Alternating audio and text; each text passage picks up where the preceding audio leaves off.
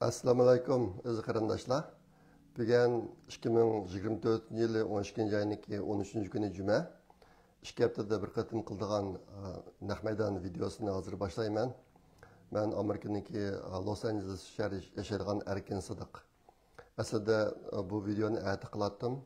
Ati ishim chiqib qoldi, video qilolmagan bo'ldim. Shunga bugun atiyandlamkin ish boshlashdan burun qilib deb hozir boshlamoqchi. Bugun so'zlaydigan jami 4 cho'ng mazmun bor. Uniki birisi ehtimol hozir nurg'unlarga ko'ngil bilib Suriyadagi ahvol.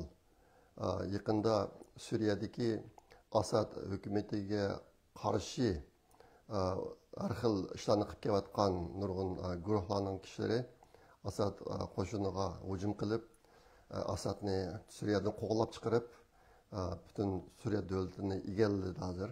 Asad hukumati ag'dirildi. Endi bu jihatda bu ish bilan munosabatli tarqalgan bir gap, bu ishqa Suriyadagi Uyg'urlar qatnashibdi degan xabar. Endi bu hammamizni xush qilgan xabar. Men aslida bugun mushaqda bir rasmiy manbadan erishgan aniq uchurlar bo'lsa yetkazay deb biroz tirishdim. Lekin bu vaqtda mayli ingliz tilidagi bo'lsin yoki boshqa tildagi bo'lsin rasmiy uchur manbalarini topolmadim. Uyg'urlarniki mushqitinki Asad hukumatiniki ag'dirilish urushi qatnash ahvoli. Buni uqamay qoldim. Endi men o'tgan yil Suriyadagi ahvollar to'liq bir qism tafsil uchurlarga erishgan. Ehtimol ularni sizga yetkazgan bo'lishim mumkin. Suriyada 3 guruh Uyg'urlar bor. Uniki birinchisi ISIS'ga qatnashayotgan Uyg'urlar.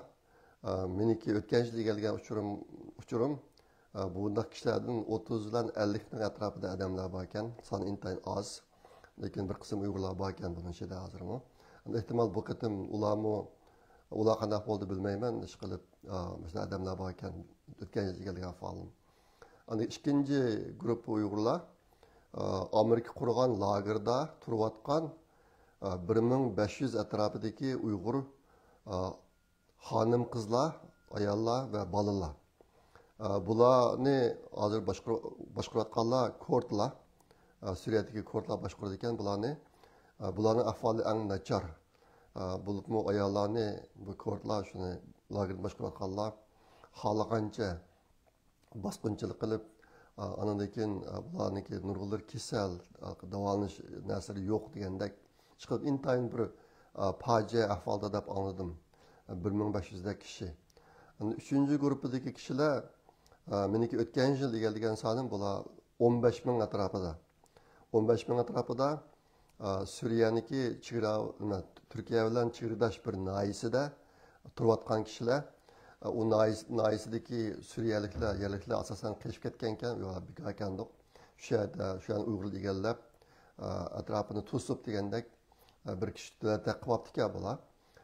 Bu Uyg'urlar biraz muntizim. Meniki muntizim deyishimga sabab bu rayondagi 15 ming Uyg'urlarniki ichida maktab bor, doktorxona bor, yezigilik maydonlari bor, andiki nurg'un zavodlar bor. Bu kishilarning ichida muntizim oliy daraja tarbiya olgan kishilarmi xili ko'p. Masalan, Urumchidagi meditsina universiteti bilan Xitoy o'lkalardagi meditsina universitetini bitirib, rasmiy doktor bo'lgan, yuqori darajalik doktorlardanmi necha o'nlari bor bu yerda. Shunday qilib, bular bir muntizim bir jamoatni tashkil qilib ekan. O'tgan yil anglag'animda ularniki nupsi har yili 1000 odam ko'payib ekan. Ashtaxta bu yil 16 ming bo'lgan bo'lishi mumkin. Hozirgi sonini bilmayman. Endi bu yerdagi mushu Uyg'urlarning ichidagi harbiy qo'shin burun qizlarda Asadniki qo'shini va Rossiyaning qo'shini bilan necha qatim urush qilib boqqan. Bo'libmi Rossiya mushu rayonga ikki qatimda hujum qilib, tatib olamiz deb tatib ololmabdi ekan. Shunga bu Uyg'urlarniki harbiy texnikasi nihoyat yuqori. Mening bilishimcha ular aeroplandan boshqa har qanday qurollar ishlatiladi. Masalan, tanklarim bor bularniki. Mening egaligi ahvolim shunaqda. Endi bularniki bu qatimki Asad hukumatini ag'dirib o'tish urushiga, harakatlariga qatnashishi menimcha muqarrar.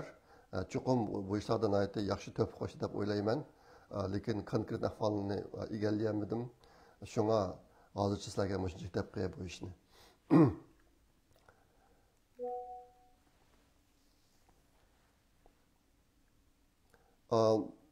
Bugungi Uyg'urlar haqidagi yana bir xabar. Hozir vatanniki bir qism joylarda Uyg'urlar biroz to'plashib ko'ngil ochadigan ishlarni qilayotgan bo'libdi. Masalan, 15dan 20gacha kishilar birga to'planib restoranga shunaqa mehmondorchilik o'ynaydigan ishlar hozir biroz asli kelibdi ba'zi joylarda.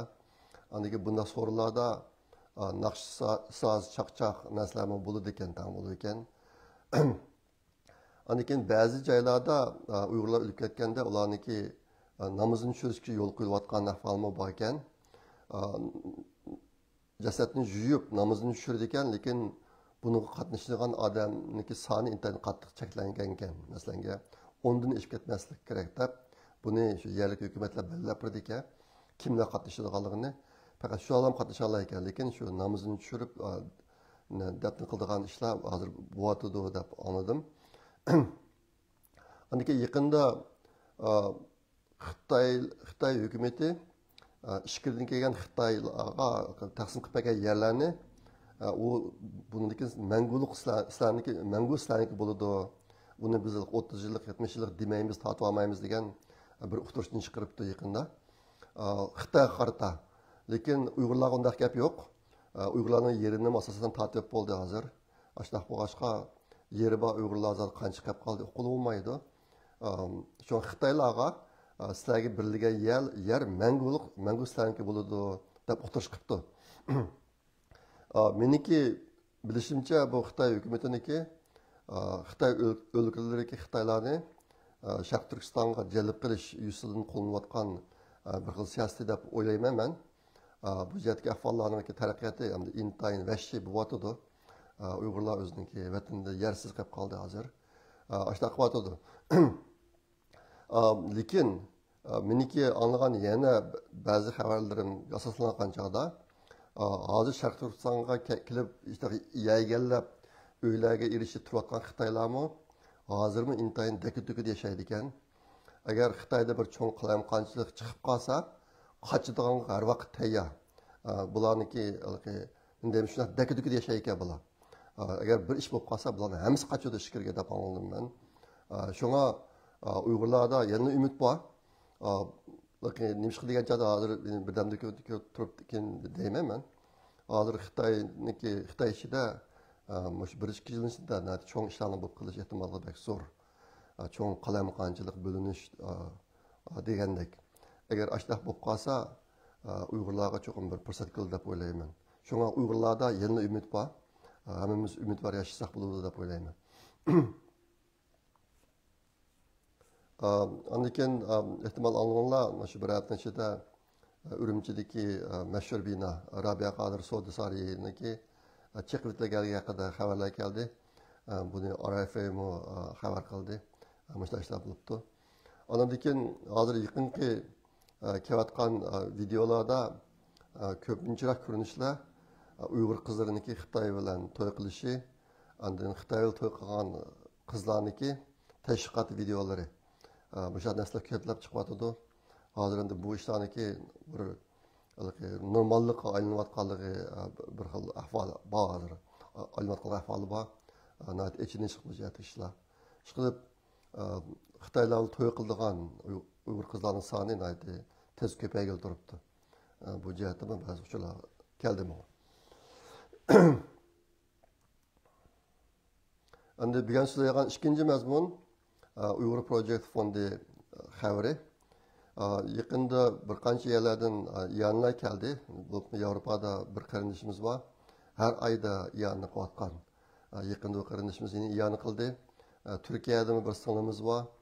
Har oyda 1000 liradek pulni yanni qilyotdi. Turkiyadagi turmushniki shunchalik jafo bo'lishiga qaramay.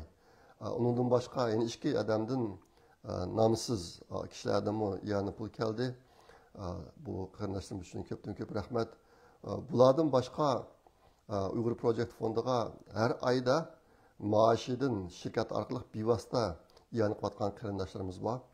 Amaliyotda bizniki yillik xarajatimizniki tangdan ko'proq ekani mushu qarindoshlarimizniki yanisidan chiqyotdi hozir qadar.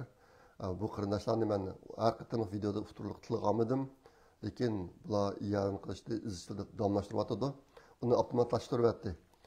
Maoshidan bevosita qildigan qilib, bugungi mush fursatdan foydalanib bu qarindoshlarga chin ko'nglimdan rahmat aytaman. O'tgan qatimliq videoda unutib qolibman. İnimiz Abdulla Ayub Los Angelesga kelgan. Los Angelesga kelib ikki donliq oliy maktab California University'deki Los Angeles şubesi ve Janubiy California University. Bu ikki maktablar dunyodagi eng donliq 20 maktablar ichidagi oliy maktablar endi. Mushlar ikkisida Uyg'urlar haqida leksiya so'zlash faoliyati olib bordi. Ondan keyin Los Angeles'dagi ba'zi masjidlarga berib, u yerda mu leksiya so'zlab berdi. O'ziniki yaqinda chiqargan filmini ko'rsatgach, uchta faoliyatlarni qilib ketdi. Men bu bir ikki kun birga bo'ldim. Faoliyatlar muvaffaqiyatli bo'ldi deb o'ylayman. Bundan faoliyat bo'ldi. Mushunga munosabatlik yana bir deb qo'yadiganim ehtimol mana oldinglar. Abdulla inimiz to'xtamay Uyg'ur ona tiliga oid kitoblarni chiqaryotdi. Bu kitoblarniki emgak kitobni tuzishni Abdulla Ayub inimiz o'zi qilyotdi. Haqolmaydi uningga. O'zining vaqtida kech kunduz ishlab ishlarni qilyotdi. Uniki biz grafik, yo'sni xat, bostirish degandek chiqimlarni Uyg'ur projekt fondidan chiqarib turyapmiz.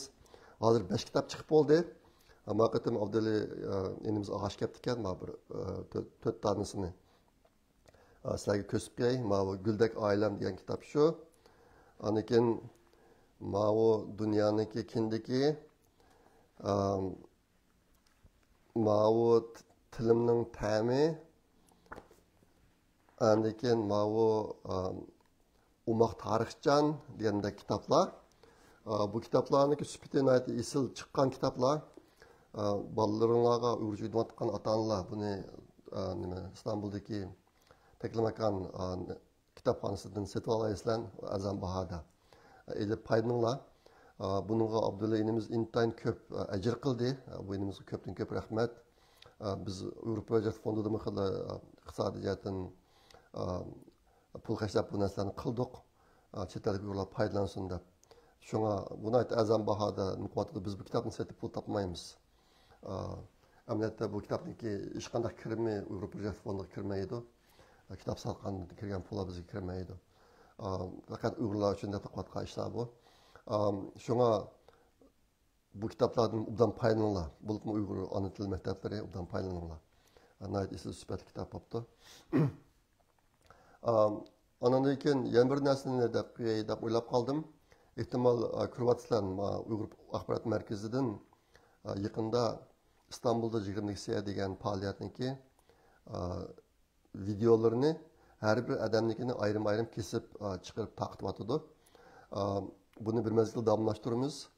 Bunu dastlabda 2023 yildagi faoliyatim başladık o'tgan yilgi. Bu yilgi videoniki umumisi YouTube'da bor. Uyg'ur axborot markaziniki YouTube kanalida bor. Kesmaganlari. Uni kesganlarini kesip her bir adamnikini ayrım chiqarishni biz 2023 yildan başladık. Bular tugagandan keyin 2024 yilda qilamiz. İstanbul'da 20 leksiya degan faoliyatda so'zlangan ko'pincha leksiyalarniki vaqt cheklamasi yo'q yoki vaqt bilan munosabatli emas. Vaqt o'tib ketadigan ish yo'q. Umumiylikqa ega mazmunlar. Ashta bo'g'ashqa buni qanday vaqtda anglab foydalansanglar vaqt o'tib ketmaydi. Şu anda dastlabda 2023 yildan başladık. Bular tugagandan keyin 2024 yilda ayrım chiqarmoqchi. Bundan foydalaninglar. Buni hammasini biz millat uchun deb qildik. Hozir davomlashtiryapmiz bu ishlarni. Shuni foydalaninglar. Endi bugun so'zlayotgan uchinchi mazmun xalqaro xabar. Xalqaro xabarda bir xabar ehtimol oldinglar. Xitoy Londonda bir nihoyatda cho'ng bir yerni setib olib, ashyaga intayin cho'ng konsulxonadan birini silishga urinib kelayotgani necha yil bo'ldi. Yani setib bo'libdi. Bu Angliya hukumatining nima shunday cho'ng yani Xitoyga setib turdi, uni men bilmadim. aslida mushtaq so'd mushtaq ishlarda biroz strategiyalik o'ylash kerakdi. Xitoyni boshqacha maqsadi bor bunday ishlarda. Shu yerni setib olib, shu yerda isitvaga cho'ng yerda nihoyatda cho'ng bir Xitoy konsuli solamiz deb kirishib etgan. Yaqinda Londondagi hukumat buni yana bu yerga konsul solsang bo'lmaydi deb bu iltimosni rad qilyapti. Endi bundaq buni shu Londondagi Tower Hamlet Councilor deydi, shular bilan tashlab qilibdi. Lekin bularning bu qarori qonuniy qonunga bog'liq emas ekan, deymiz. Cho'qim ijro qilinadigan anaqa narsa emas ekan. Bu xuddi bir taklifdek narsa ekan. Yaqinda yana kelar oyda, 1-oyda shu bosh ministrniki sekretari Angela Rayner deydi, shu kishi 1-oyda oxirgi qaror chiqardi ekan. Aşağıya Xitoylar konsulxona solsa bo'ladi, bo'lmamdi degan. Lekin hozircha shu konsulda bu narsa rad qilinibdi. Yani kelar yil 1-oyda bu oxirgi qaror chiqadi ekan. Bu bir xabar bo'ldi yaqinda. Yaqinda Amerika hukumati Xitoyniki yerim o'tkazgich zapchastlarini ishlab chiqaradigan shirkatlardan 140 dan ko'p shirkatlarga embargo qo'ydi. Bu shirkatlarga Amerika shirkatlarininki texnika, uskuna, yumshoq detal bunday narsalarni sotishni butunlay cheklabdi. 140 dan ortiq davlatlar shirkatniki, Xitoy shirkatiniki. Bu bir cho'ng ish. Bu qaror Xitoyniki yerim o'tkazgich zapchastari shirkatlarini asosan o'ltirdi. Ashta bir darajaga keldi. Endi hozircha Xitoylar Amerikadan ololmagan ekan, boshqa davlatlar orqali shu narsani sotib turib ish qilayotgan ahvollar hali eg'ir. Herhalde Amerika o'zi bu ishlarni cheklayotdi. Anandan yaqinda 12-yaniki 10-kuni Amerikaniki Avam palatasi Xitoy Kompartiya hokimiyatining tahdidini kuzatish haqida bir qonun loyihasini tasdiqladi. Nayt ko'p sonda o'tib ketdi bu 400 dan ortiq bo'ladi falan. Xitoy Kompartiya hokimiyatiniki tahdidini nazorat qilish, kuzatish bir qonun loyihasi. Ishqilib Amerika Xitoyga bo'lgan siyosatlarini bag'ansiz kuchaytirib atadi. Anandan keyin ana buning ichida ma'vu mundaq bir qonun loyihasining chiqib qolishida Amerika biroz jiddiylashdi hozir. Shu Biden prezident bo'lgandan keyin shu Meksiko qatorliq chegaralardan Amerikaga qonunsiz kirgan Xitoylarning soni 62 mingdan oshib ketibdi hozir. Ashta bo'g'ashqa endi nurg'unlar bu 62 ming odam ichida Xitoyniki alayda qo'shini, jasuslari, andan keyin hech kim kutmagan bir vaqtda Amerikaning ishidan Amerikani vayron qiladigan ishlarni qilish ehtimolligi bor deb hozir endi mushtiyatki ishlarni shu odamlarni tepib chiqish ishini kuchaytirish uchun siyosatlarni qo'llanadi. Tadbirlarni qo'llanadi. Qonun loyihasi amaliyotda shunga bilan munosabatli. 62 ming odam kirib qoldi 3 yil ichida. Amerikada yaqinda bo'layotgan yana bir ish New Jersey shtati bilan New York shtati, shu New York bilan New Jersey shtatida hozir oqshomisi uçqishsiz kichik aeroplan osmonda uchib ketayotgan ahvollar bo'lyotdi. Hozir 2 soat bo'lib qoldi bunga. Har kuni oqshomisi uchadi ekan bu. Ba'zida bir xil tashkillangan holat uchadi ekan, ba'zida qalaymaqon. Ondan keyin salla tekshiraydi desa, bu narsa yo'qolib ketayotgan. Bu uçqishsiz aeroplanlar biz odatda bilgan aeroplanlardan jiq cho'ngkan, cho'nligi bir 30 dak bor deydi. Kechish uchib yurayotgan. Bu bir men uchun bir echinish ahvol deb o'ylayman. Hozir 2-3 hafta bo'lib qolibdi. Amerika texi buning nima ekanligini aniqlamayapti. Ba'zilar deydi, hozir Amerikaga yaqin bir yerda İran'niki bir farqi var. bu uçqushsiz aeroplanlar shu yerdan uchib chiqib Amerikaga paraganchilik qilyotidi deydi. Ba'zilar deydi bu Xitoyniki deydi. Ba'zilar deydi bu noma'lum tashqi planetadan kelgan noma'lum uçqurlar ekan degan gaplarmi bor. Lekin odamni ichindirdigini Amerika hukumati bulardan birini etib tushirib tekshirib boqolmayotidi hozir qadar. Toki tunugungachilik yana biz tekshirdik buningda bu to'liq uchiqi deshamdiq deb o'tiryotidi Amerika. Men intayin hayron qoldim. Amerikaniki bu hozirgi texnikasi bilan bu ishlarni qilish asli intayin osonti. NASA buningdan 10 necha yil burunlarmikin koinotdagi uchar toshni osmonga bir olam uchquridan birini chiqarib, yo'g'on tor xaltisi bor olam uchquridan. Shu olam boshida uchib ketib qolgan toshni shu xaltning ichiga sulib olib, uni so'rab apirib, oyga tushirib tekshiradigan mushundaq planlarni o'tirg'i chiqargan. Mandaq cho'niga optizchilik qiladigan bir olam uçqushsiz aeroplan endi. Buni tutmoq uncha taslim emasdi. Agar faqat bo'lmasa birini etib tushirasimi bo'ladi, bo'lmasa ashtaq bir aeroplandan chiqarib xaltaga sulib olib birasini yerga tekshirib bosib bo'ladi. Hozir 3 hafta bo'lay deb qapti bu 12-oyniki 11-oyning oxiri boshlandi deymi bu 20-kunlari. Ammo hozir qadar birini tutolmay bularniki nima ekanligini o'qamay o'tirdi Amerika. Xabarlarda bor bir yilniki yilning oldida Xitoyniki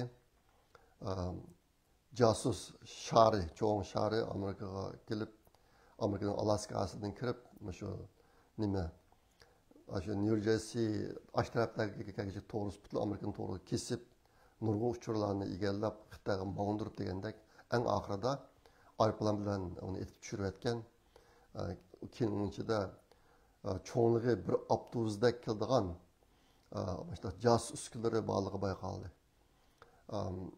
Hozir mush narsa uchib yuradi Amerikada. Lekin bular uchayotgan raylarda harbiy bazalar bor endi. Lekin buning nima ekanligini uqolmayotdi. Tunagimi bir Xitoy tutildi San Fransisko aydurmida. Kaliforniyada Amerikaniki olam qo'shin bazasi bor ekan. Bu Xitoydan kelgan ancha uzun bo'lmagan ekan, Xitoyning grajdani o'zi. Shu Amerikaning olam qo'shini bazasining osmonida drone, uçqushsiz aeroplanni uchirib nurg'un rasmlarga olibdi bu. Shu rasmlarga uningga bir Xitoy yordam beribdi. U Xitoydan yaqin yeni kelgan Xitoy ekan. Xitoy grajdani ikkisi birlashib qilib buni butun rasmlarga tatotgan vaqtida Amerika bayqabdi. Keyin bu odamni tutayli desa, bu aslida qechib minibdi Xitoyga. Qechib minib San Fransiskoda aeroplanga chiqay deyotgan chog'da bu Xitoy tutilibdi. Ashta bir Xitoyni tutib oldi. Ajoyib ishlar bo'lyotdi. Adam xuddi bir hikoya anlatgan kino ko'rayotgandek ishlar bo'lyotdi. Ammo masalan bo'lyotdi Amerikada hozir. Andan keyin yaqinda qiziq xabar bo'lib ketgan yana bir ish o'tganda men sizlarga dedim, Trump shu qonunsiz odamlar va Xitoy ishlab chiqarayotgan fentanil degan zaharlik dori. Mushu narsalarni to'xtatmasang, men Kanadaga 25% boj qo'shiman, Kanadadan kiradigan mallarga, Meksikaga 25% mal qo'shiman, anda Xitoydan kiradigan mallarga 10% boj qo'shiman deb shunda degan. Degandan keyin Kanada bilan Meksika jiddiylashdi. Jiddiylashib Meksikoniki prezidenti Trump bilan telefonni ko'rishdi. Kanadaniki bosh ministri Trudeau Trumpniki Floridadagi uyiga kelib Trump bilan ko'rishdi. Shu jarayonda Trudeau debdi Trumpga, sen unda 25% boj qo'shasan bizniki mollarimizga. Kanada o'zini beqib bo'lmaydi. Kanada yiqib tushdi debdi ekan. Trump chaqchaq qilib uningga, agar Kanada o'zini beqib bo'lmasa, Amerikaga qo'shilib ketinglar 51-shtat bo'lib. Sen shu 51-shtatniki shtat boshlig'i bo'lgin deb chaqchaq qilibdi. Ashta qilib ekan, bu gapni aytib ko'p taqilib ketdi medialarga. Bu bir qiziq xabar bo'ldi endi. Yaqında Amerikada chiqqan yana bir cho'ng ish, bir bola, 26 yoshlik bir bola, Luigi Nicolas Mangione degan bola ekan, 26 yoshlik bola. Amerikadagi birlashma salomatlik sug'urta shirkatiniki boshlig'i, birinchi qo'l boshlig'ini tapanchadan etib o'ldiryapti. 3 oy bilan. Etib o'ldirib, bu bir nayda cho'ng xabar bo'lib ketdi. Xabar bo'lib ketib, bu bola oxirida tutildi. Tutilgandan keyin bu bola to'g'riliq bu qanday bola ekanligi biroz to'liq ma'lumotlar o'tirib chiqishga boshladi. Bu bola bir bayning o'g'li ekan, uydagilar boy ekan ota-onasi. Ondan keyin o'ziniki o'qishimi nihoyatda yaxshi o'qigan ekan, shaxsiy maktabda o'qigan ekan. Amerikada ko'pincha maktablar hukumatning maktablari, bir qism shaxsiy maktablar bor.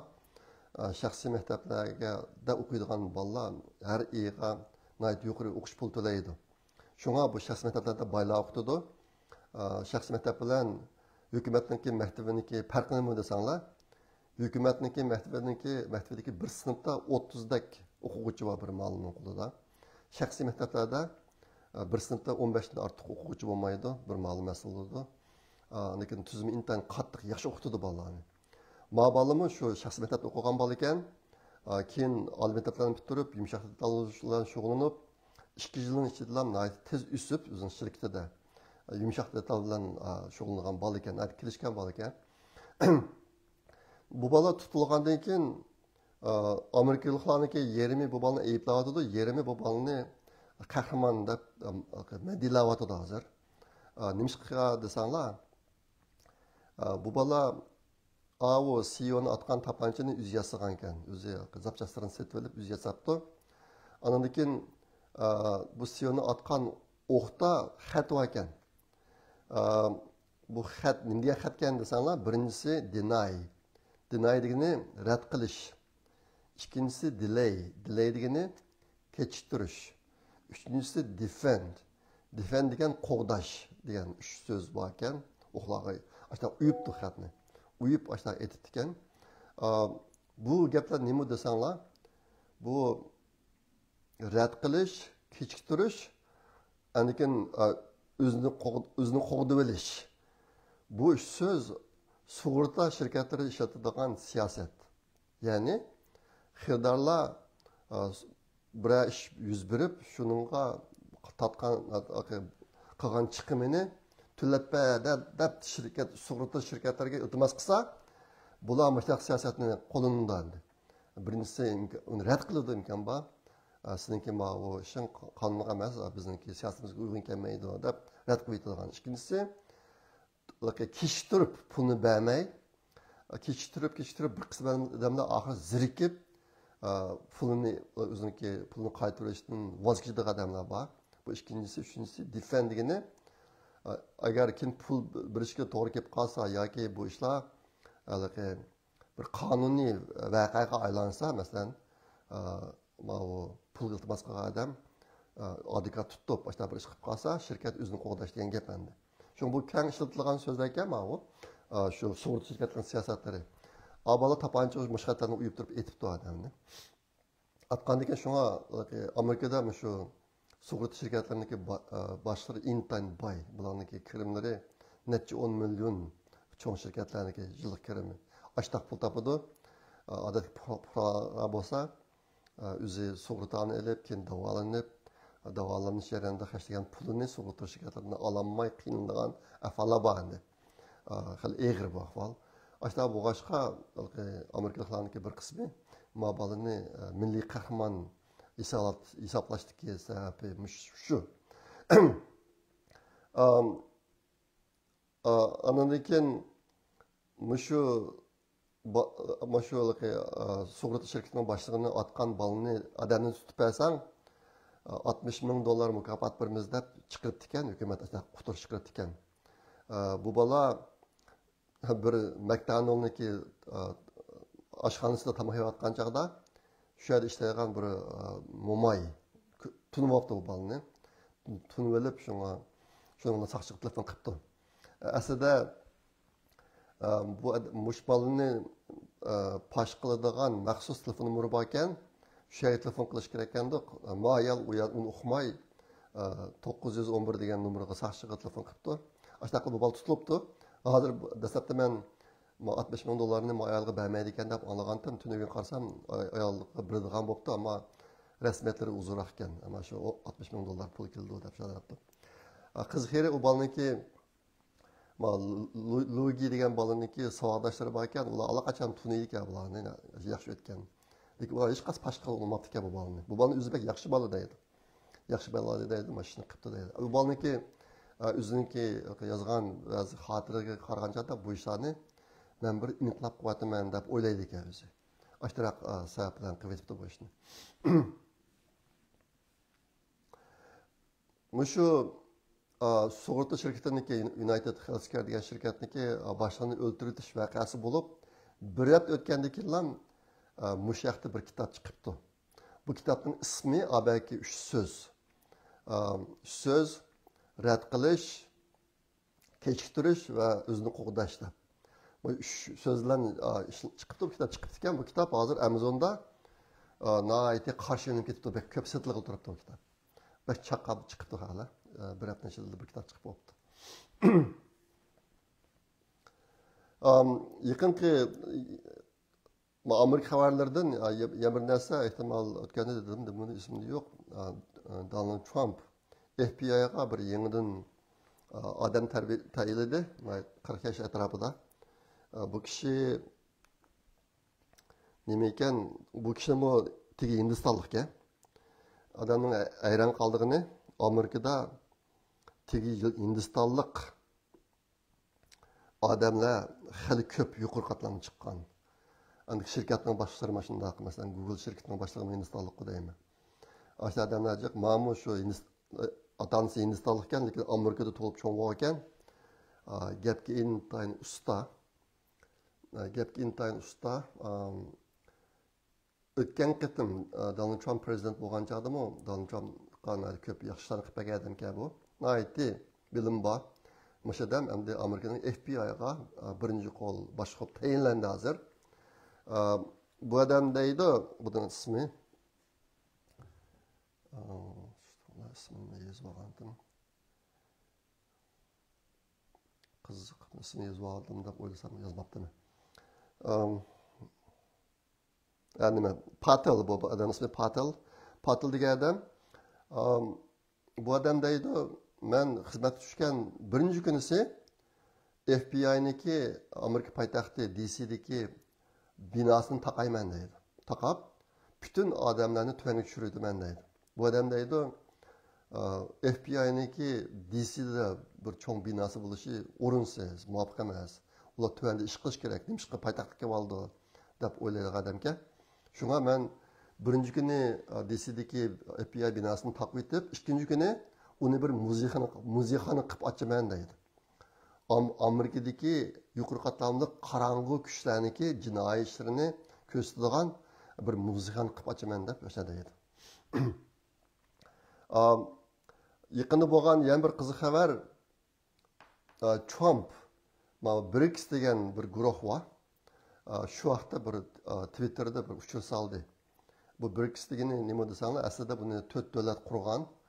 Brazil, Xitoy, Hindiston va Rossiya. Mushlarni agar bosh harflarini qo'shsanglar, BRIC degan xat yoziladi. BRIC degan xat bo'ldi. Ovozi xuddi xish, kesak xishga o'xshashroq ohanglar chiqadi endi. Asta bu boshqa Xitoylar buni pardozlab oltin xish deb ism qo'yib olgan bunga. Xitoy analistlar buni nima deydi, axlat xish deb qo'ydi. Xitoy hukumati uni oltin xish deydi uni. Mush 4 davlat qurgan, kim buningga yana boshqa davlatlar qo'shilib, jami 9 davlat bo'ldi bu. Buning qo'shilganlar Misr, Etiopiya deydi, Janubiy Afrika, andikin Birlashma Arab Xalifligi qatorliq davlatlar qo'shilib 9 davlat bo'lgan bular.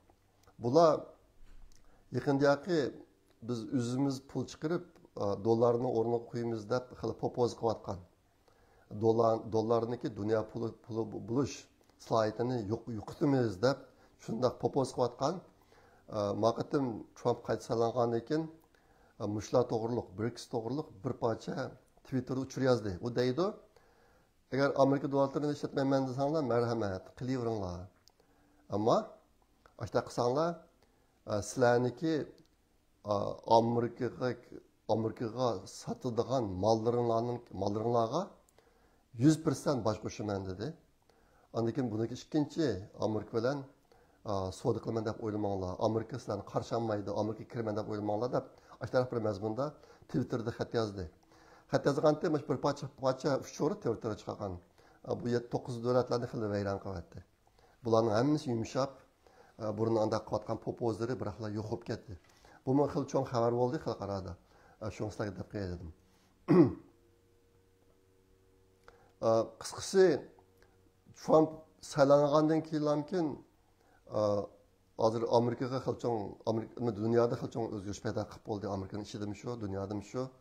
Buni kelib turibsizlarni yaqinda bo'lgan yana bir qiziqish Fransiyada Notre Dame Cathedral degan cherkovniki qayta ochilish bir murosim bo'ldi. Bu cherkov o't ketgan 5 yildan oldida. O't ketib ular uni remont qilib qaytadan ochilgan murosim bo'lganda buningga Trump keldi. Biden bormay Trump qatnashdi. Nayt bir dağdığılık qarşı edildi bu yerda.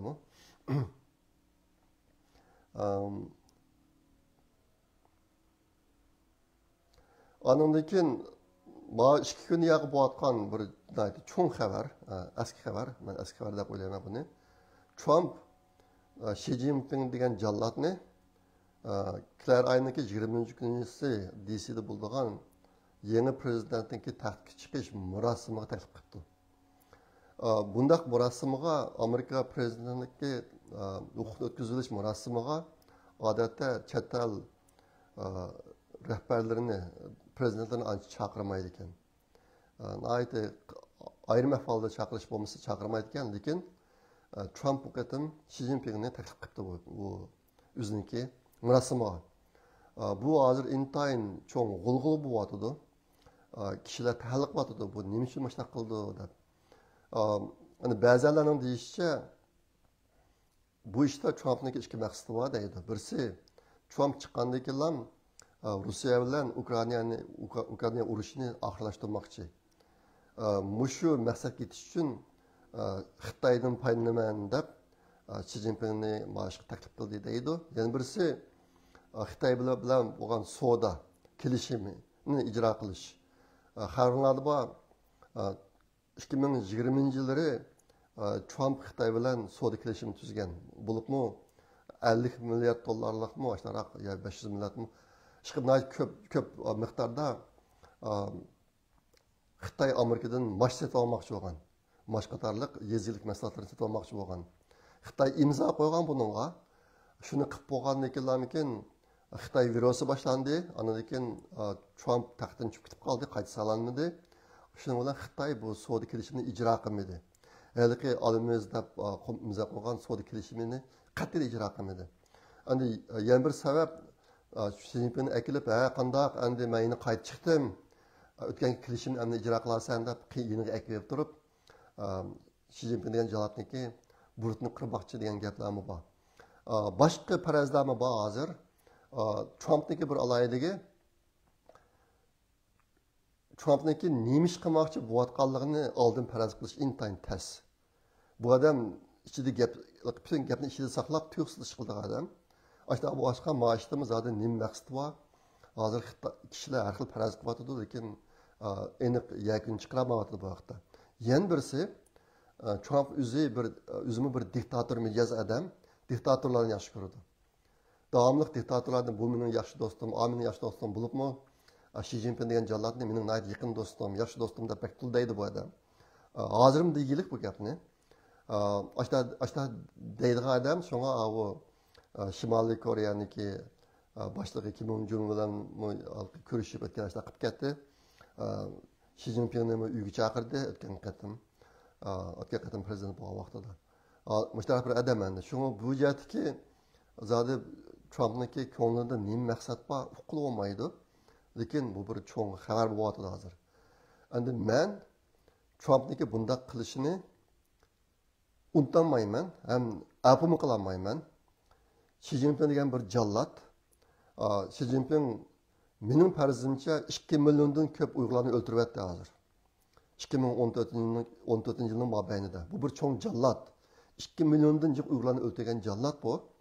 Undan boshqa İran bilan 25 yillik hamkorlik kelishimi tuzdi. Rossiyaga yordam qilyotdi. Rossiyaniki Ukrainaga qilayotgan tajovuzchilik urushiga.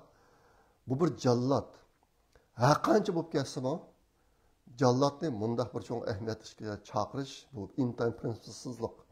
Bu inson prinsipidan, insonlik prinsipidan chiqib ketish deb o'ylayman men. Shunga buni qabul qilmayman, kechirolmayman. Sizlarga burunmi degandim.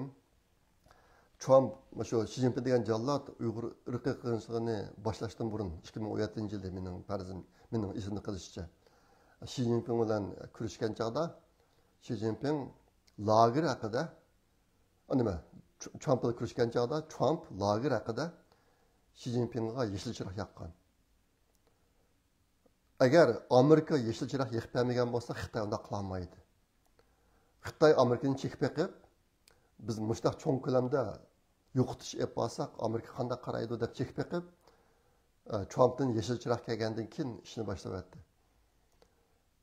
Bu ish Uyg'urlarningki esidan chiqmasligi kerak. Agar bir kunlar kelib, menimcha ashta bir kun cho'qim keladi deb o'ylayman. Xi Jinping degan jallat va boshqa Xitoy rahbarlari Uyg'ur qilishini olib borgan mushu kishilarni jazoga tortilgan vaqtda Trumpning so'zini az qilish kerak. Trump 2-3 milliondek Uyg'urlarniki jiniga zamin bo'lishiga to'p qo'shgan odam. Yeşil chiroq yoqib qo'ygan. Bu narsani chiqarmaslik kerak. Bu gaplarni hozir chiqarish baldur, lekin Uyg'urlarni unutmaslik kerak. Vaqti kelgancha o'tirib chiqish kerak. Amerikadami to'lam to'lashga Amerikadami to'lam to'lashni talab qilish kerak. U to'lam qaysi shaklda bo'ldi uqmayman. Uyg'urlar uchun Sharq Turkistonni qaytadan Sharq Turkistondagi Uyg'urlarning ahvolini yaxshilash uchun Amerikaga mablag' ajratish bo'lamdi. Amerikaga 10 ming Uyg'urni eklish bo'lamdi. Yoki chet elda faoliyat olib borayotgan Uyg'ur tashkilotlariga yordam qilish bo'lamdi iqtisodiy jihatdan chiqib. Qaysi shakldagi talab uni hozir bir narsaga olmaydi, lekin bu ishni qilish kerak vaqti kelgan vaqtida. Hozir vaqt emas. Hozirda Xitoydan hisob oldigan bir ish boshlangani yo'q. Shu paytni kutish kerak. Shundan keyin mana narsa o'tirish qilish kerak. Bu jihatda Uyg'urlar bu ishni unutib qolmasligi kerak. Xitoyniki Uyg'urlarni irqiy qirg'inchilik elib berishda Amerika yeşil chiroq yoqib qo'ygan. Mana bir ahvol bor.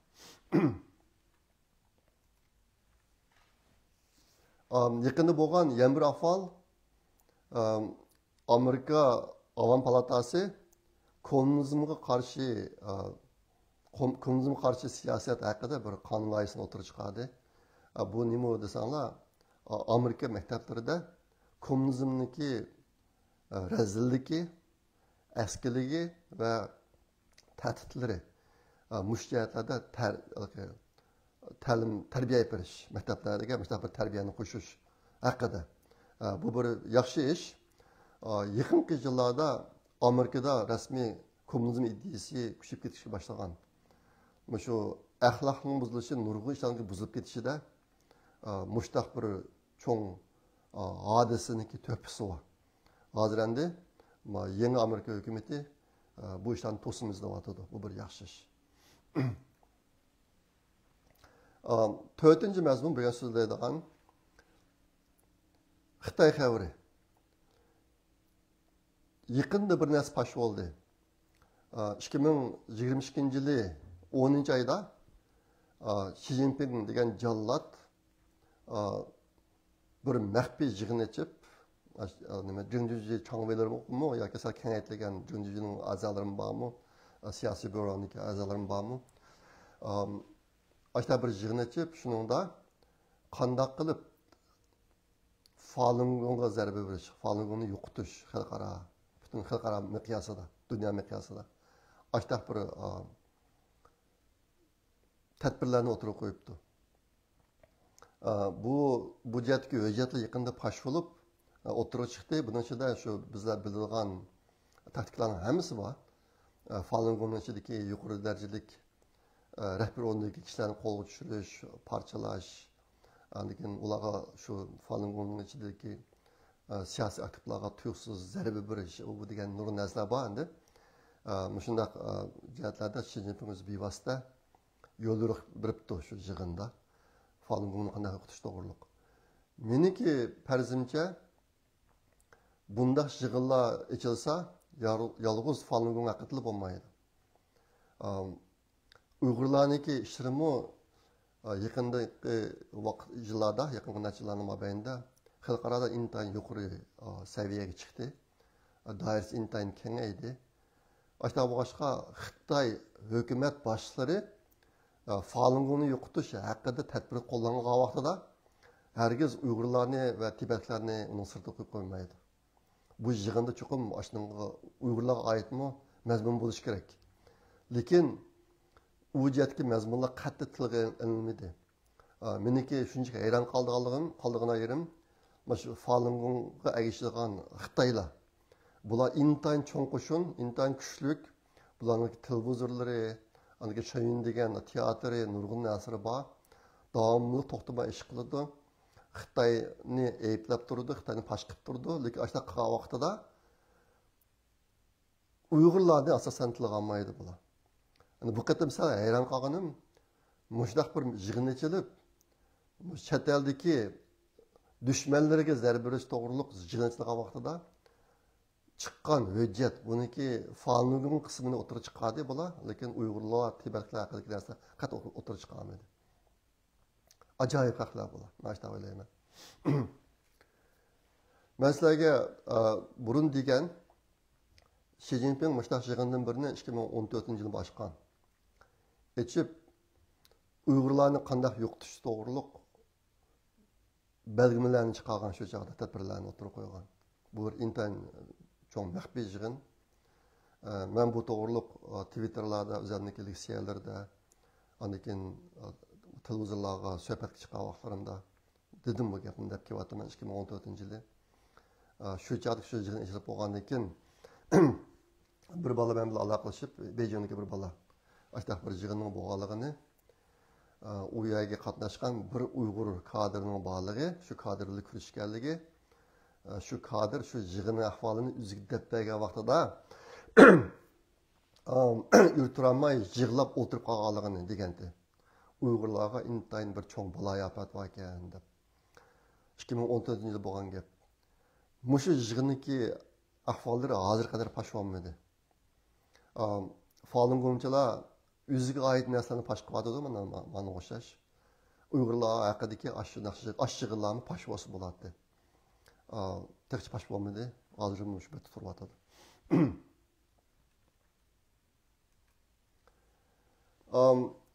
Yaqinda Shi Jinping degan jallod Xitoyniki bir yeriga bir kuzatishga bordi, ekskursiya degan narsaga. Berib aşağıda bir yig'in ochdi. Harbiy shu yerdagi harbiy qo'shinlarni ko'zdan ko'chirish kelayotgan ekan, harbiy qo'shinlarni ko'zdan ko'chirish. Shu yerda bir yig'in ochib, bir ajoyib sahna hozirlandi bunga. Mana qarasanglar, mana o'tirib yolg'iz o'tirgan Shi Jinping qolganlari Xitoyniki harbiy komitetniki muavin raislari, qolgan harbiy rayon boshliqlari deganlar o'tirdi. Burun bundan yig'in ichilsa, kam deganda ikki odam o'tiribdi bizlar yoki odatda, masalan, Shi Jinping bu yerga o'zini harbiy komitetniki raisi deb borgan. O'sha bo'lgan qishida muavin raislarni o'ltirish kerak endi. Bu qatim qolganlarning hammasini cho'rib o'tib, bir ustol qo'yib ayaga yig'inni mushta ochdi. Kishilarniki anonslardan deyishicha, buniki maqsad o'ziniki hayvitini ko'rsatib qo'yish deydi. Yig'in kelganlarga, dunyoga o'zining hayvitini ko'rsatib qo'yish deydi. Ammo mazalda sahna bor ekan. Sahna qarama-qarshi tarafda. Shi Jinpingning qarama-qarshi tarafda bir sahna bor ekan. Burqidagi vaqtlar bo'lsa, shu yerga ustolni qo'yib, harbiy komitetning raisi ve muavin raisleri oturup bunu açıdık bu kadın Xi Jinping özünki hayvetini göstermek için yalnız bir adam oturup buna bir açtı.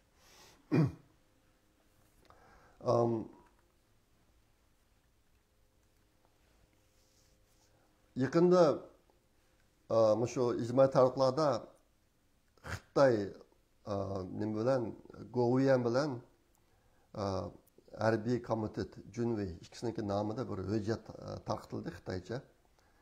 Bu keng tarqaldi. Hujjatda deyishicha Kilar yili 1-ayning 21 kuni demin ismini qilishicha.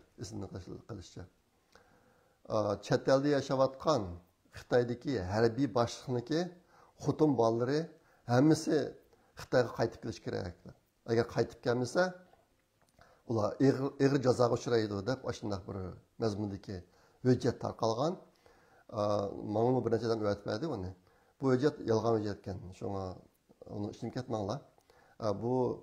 Bu hujjatniki Xitoy rahbarlarini vaymi silish roli bor.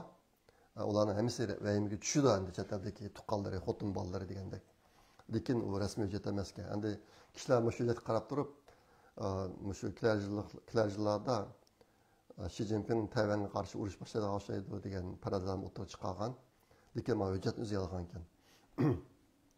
Hozir endi Xitoy rahbarlariniki ikkinchi avlodlarining Xi Jinpingga qarshi kurashi hozir intayin yuqori pallaga chiqdi.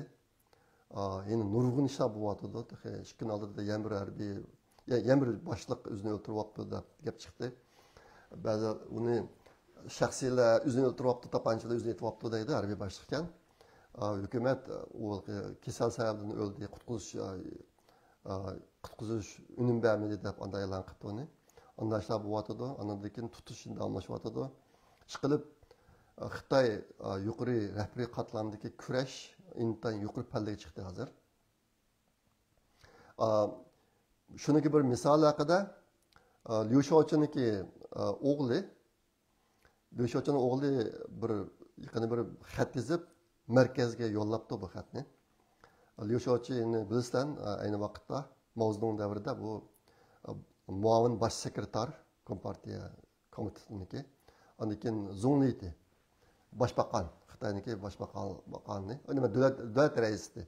Davlat raisi bo'lgan odam, shuni o'g'li markazga bir parcha xat yo'llabdi. Xatniki temisi ortiqcha gap, do'yidi xua deydi. Ortiqcha gap ekan, do'yidi xua degan temida. Bu temami qiziqarli bir tema ekan. Buni ayni vaqtda Chuchubay degan odamni bilasizlar.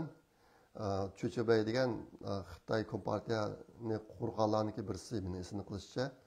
Aynı vaqtda bosh sekretarmi bo'lgan Xitoy kompartiyasiga. Kim buningga o'lim jazosi berib o'ldirilgan bu. Bu o'zi etlishdan burun bir parcha xat yozib ekan. Bu xatning ismi Do'yidi Xua ekan, ortiqcha gap deb. Mal Yoshochning o'g'lim shu nomda yozibdi bu xatni. Endi yozibdi. Bu xatniki ma'nosi bu xatda nima mazmunlar bor ekan desanglar, Xitoy hozir shu Xi Jinping 18-qurultaydan keyin yo'l qo'yilgan siyosatlarniki sababidan Xitoy hozir iqtisodiy krizis, siyosiy krizis va Tayvan bo'g'izi krizisiga duch keldi debdi. Xabarlarda 18-qurultay 2012-yili Xi Jinping degan jallod taxtga chiqqan vaqt shu. Shundan keyingi siyosatda ishlar krizga yuzlandi. Hozir davlat va partiyaning har ikkisi gumron bo'lish xatiriga keldi deb hisoblayapti. Uniki mazmunda shu iqtisodniki zo'r chekinishi hozir Xitoyni madaniyat inqilobi saviyasiga tushirib qo'ydi deydi. Lekin garchi madaniyat inqilobida Xitoy fuqarolari o't cho'plarni yeb hayot qolgan bo'lsa-mu, bu qatim unda qilmaydi deydi. Bu qatim kishilar o'zgarib ketdi. Hozir endi madaniyat inqilobi darajaga o'xshash oshlarni normali qilib, unday yashab, yine Xitoyni idora qilib boraman deyish, u xalqqa amalga oshmaydi deydi. Hozir iqtisodiy krizis ijtimoiy va siyosiy davolg'ishga elib ketyapti. Ash tarafga qarab menyapti. debdi. Endi ehtimol diqqat qildinglarmiki, yaqinda Xitoy o'lkalarida bexatarlikni saqlash qo'shinlari davomliq shaharlarda chorlab, ozroq odam yig'ilgan bo'lsa, nurg'un saqchilar to'plashib kelib, ashtaqa ishlar bo'lib ketdi. Muqimlikni, bexatarlikni saqlash intayin qiyin darajaga tushyapti hozir Xitoyda. Mushu ma'u Dushochuniki o'g'liniki deyotgan iqtisodiy krizis ijtimoiy va siyosiy davolashga olib beryotidi degan ma'nosi shu. Hozirgi vaziyatda ashuna xatniki davomi chiriklikka qarshi turish, chiriklikni yo'q qilish siyosati ishlamaydi deydi, unum bermaydi. Bunga butun odamni kunib ketdi. Uni yo'q qilolmaydi. Tarbiya berish texnik ishlamaydi. Bunaqadek maktab idoralarida siyosiy tarbiya olib berib, shu orqali kishilarni o'zgartiraman deyishmi, umuman amalga oshmaydi. Chiriklik buni kim davomlashadi deb, ondan keyin harbiylarniki ko'ngli joyida emas deydi. Harbiylarda xotirjamlik yo'q, ko'ngli joyida emas. Endi mushtaq deb unga bir qism tadbirlarni o'tirib qo'yibdi. Mushqitada u tadbirlar unum bermaydigan tadbirlar, Xitoydan ahvolga mos kelmaydigan hozir. Ishqilib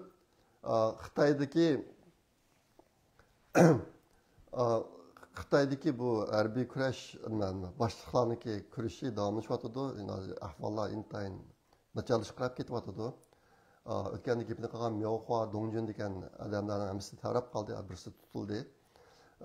Hozir rahbarlarning hammasi dakka-dukkida o'zini qo'llab qolamamda hammadan shuning kuyiga tushgandek bir ahvol bor.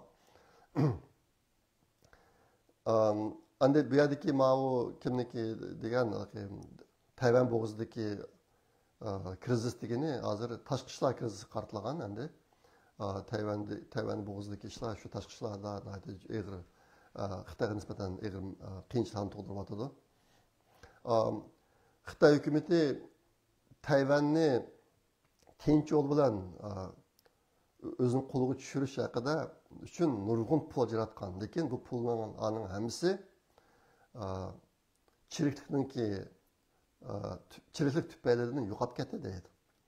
Aslida maqsad qilingan yerga xashlanmay bu pul yarim yo'lda hisoblab xalqning yonchiq yurib ketdi. U unum bermaydi deydi. Tongjang bu birlik hisob ministri mag'lub bo'ldi bu ishda. Tinch o'zgartish, Tayvanni tinch o'zgartish ishlanmadi. Hozir davlat va kompartiya hokimiyati yiqilishga qarab yuzlandi deydi. Mushu Lushochuniki o'g'ilniki degan gaplar endi, bunda albatta degandek buni qanday o'ngshash to'g'riliq bir qism tadbirlarni o'tirib qo'yibdi, takliflarni. Lekin unum bermaydigan narsalar buni til qilishga hojat yo'q bu yerda. Hozir endi mushu yaqinqi bir necha yil ichida Xitoyda cho'ng o'zgarish bo'lish ehtimoli nihoyat kuchli. Buniki to'rt jihatda, to'rt sohada ehtimollik bor. Uning birisi Xi Jinping degan jallod o'lishi mumkin. Hozir uniki og'ir kasalligi haqida farazlar ko'p o'tirib chiqyotidi. O'tganda ministr qon ishlari bo'ldi, o'tganki 3-chi umumiy yig'inda. Xitoy kompartiyasiniki 20-chi qurultay 3-chi umumiy yig'inda Xi Jinping olib yo'qolib ketgan. Keyin kallasini operatsiya qilgan narsalar bash bo'ldi. Ondan keyin hozir shu huquq kurashi tufaylidan Xi Jinping yiqilishi mumkin deydi. Ikkinchi ehtimollik. Uchinchisi iqtisod, Xitoy iqtisodi gumron bo'lishi mumkin. Bu jihatda Amerikaniki qo'llanayotgan hozir tadbir siyosatlarimi Xitoyniki iqtisodiy jihatdan gumron bo'lishini xil tiziltirdi hozirda menga emas. Ondan to'rtinchisi Tayvanga hujum qilish orqali mushtaq bir cho'ng voqea bo'lishi mumkin deydi. Men sizlarga o'tganda deb keldim.